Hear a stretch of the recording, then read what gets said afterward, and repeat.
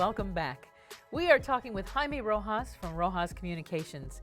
Jaime is a first-generation Colombian here in the U.S., grew up in L.A., went to USC, is that where you went? Went to USC, undergrad and grad. Undergrad and grad at USC, and has had quite a career.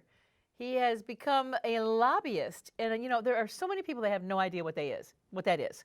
We all have heard the word lobbyist, and I think most of us just don't ever run into a lobbyist to be able to say, what the heck do you do anyway? Right.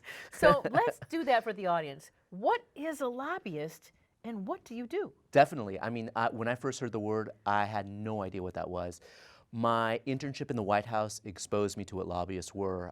My boss, we worked in the PR arm of the White House, Office of Public Liaison, and I would have escort these various people to meetings with my boss, and you know, they're give me their cards and says lobbyist, government relations, and I asked my boss after, what is that? And basically it's an advocate. So you advocate for an issue, you advocate for a cause to try to change or maintain someone's philosophy and what that is. So you have various stakeholders on both sides, the pros and the cons. It can be an issue on housing, education, homelessness, whatever the case may be. Someone has a pro con on every issue. So the lobbyist is trying to change someone's mind, particularly an elected official and their staff, because of rules or an ordinance coming through. And then you have lobbyists on all three levels of government, the local, the state, and the federal.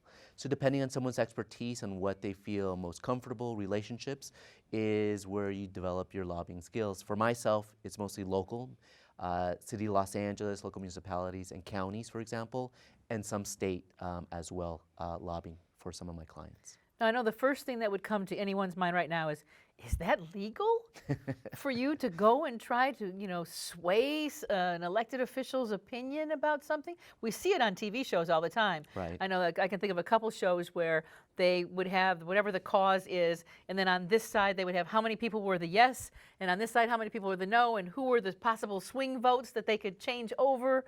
So lobbyists may be the ones that help with those swings coming over, but is it legal? I mean, Absolutely. Obviously it is, because you are here talking about it on TV. Yeah, if not, I've just been caught. Right. Well, it's absolutely legal. As an elected official, you have the responsibility to hear all sides of your constituencies. We represent a lot of trade business groups, and so, for example, a retailer store, a 7-Eleven, for example, might have an issue on tobacco or alcohol or employee benefits or whatever the case may be. And depending what part of local government that's being enforced, my job is to tell the story of my client and tell them the good and the bad and the impacts of that.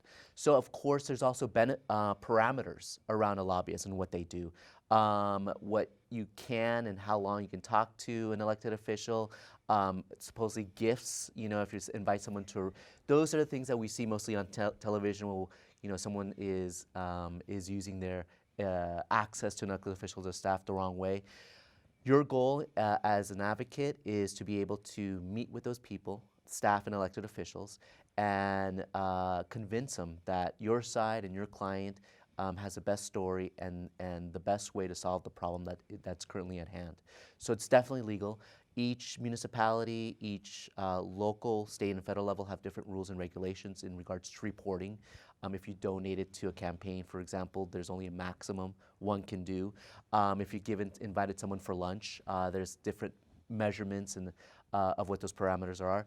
Other than that, it's accessible to anyone. Anyone can be an advocate. Anyone can be a lobbyist. So it's open to anyone across the board. So you don't actually go to the school and say, I'm going to graduate and I'm a lobbyist. There's not a class for lobbying. It is more would it be a gathering of skills based on a groundwork of values and knowledge? It is. It's an understanding of how government works. My job is understanding the puzzle of government. Depending on what the issue is and where they're at during the process of government, my job is to help kind of jump on there and understand, hey, what's the best strategy to be able to have someone listen and change a rule or keep the rule as is. Now, could a group from the general public come to you and say, we're voting on this in my district and we really want some help getting our city council person to understand how we feel about this. Right. Will you go because they're not listening to us?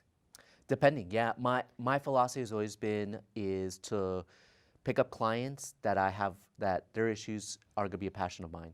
Because if not, I'm not going to advocate as strongly as I would otherwise. So absolutely, like if we were looking at a nonprofit who wants to build more affordable housing and they're saying, look, here's an opportunity to build more housing at this specific lot in the city of LA. Would you help us? Absolutely. And we build a strategy plan, develop and also train them on how to be better advocates for themselves and continue education even after the fact is done. Ah, training to be advocates. Now you wrote a book. Tell us I about the did. book. I did. So my book was or is the Pocket Constitution for the Republican in mind. My philosophy, we grew up as Democrats, but I think really as somewhat Republicans in the true fashion what those words means. And what I mean by that is that we believe firmly in the rights of the Constitution, but we grew up as entrepreneurs and business people. So there was a strong belief of being conservative, a fiscal conservative, watching where your dollars are going and coming, but as well as also a moderate liberal, having the ability to look and understand where people are coming from, no matter who they are. So we were kind of middle of the ground. Working in the White House as a Democrat, where I changed my title, as you may say, was when I was running the California Hispanic Chamber of Commerce in Sacramento. That experience exposed me to being here in California extremely democratic, extremely liberal, that there was no real voice for business owners and the business community. So that's when I switched over to parties. My philosophy is still the same, but I saw that I had a greater impact by changing the title of party to Republican versus a Democrat.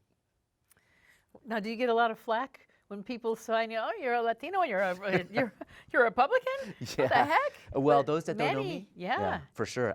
But those that do understand where I'm coming from. Right. But first, when you hear Republican, and especially in the world that we're living now, in the past couple of years, with a Republican president that we have now, the first assumption is supportive of President Trump, and what that means and what that entails, and that's far from the truth of, in my opinion, what a true Republican is.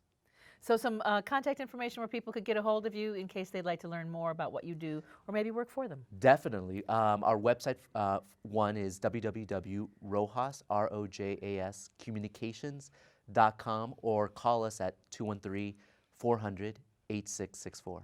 Well, continued success, my friend. It was Thank so you. wonderful having you here.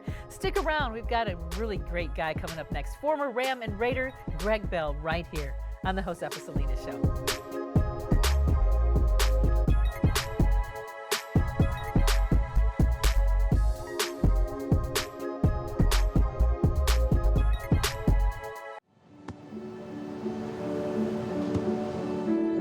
I don't remember how it started. Go to that. Our back and forth. It always came back. Dad! You probably don't remember what you told me, That was perfect. but I heard every word.